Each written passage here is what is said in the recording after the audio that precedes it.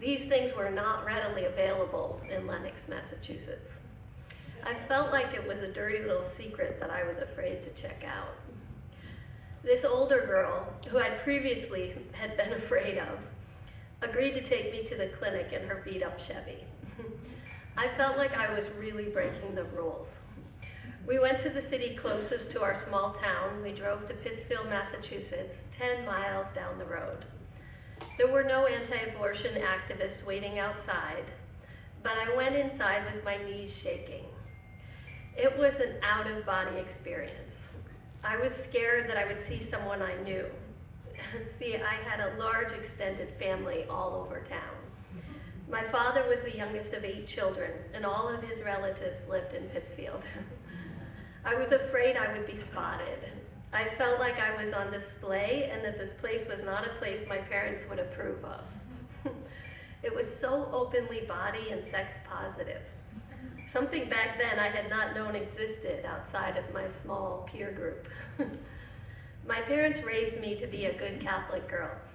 Obstetricians were for married and pregnant women, not for young girls. I filled out paperwork and thought about putting a fake name. I restlessly waited my turn to meet with someone. I watched the door. I thought about leaving. I waited shivering and worried that they might scold all 98 pounds of me. The nurse was friendly and kind. She immediately helped me feel less anxious. She spoke about women's health in such an open manner. I was shocked at how comfortable she was talking to me about my body and about protecting myself against STDs and pregnancy. They wanted to do an exam, and I was horrified. But somehow it all became not so bad. 2 adult women talking to me in such a calm and easy manner. I felt empowered and less embarrassed. They gave me birth control, condoms, foam, and lots of information about sex and my body. It was the first direct information I had received as I'd been in Catholic school. Well, until I switched to public school in 8th grade.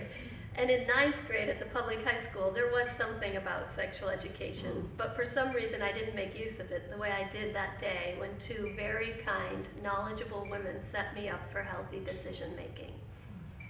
They even gave me a follow-up appointment a few weeks later.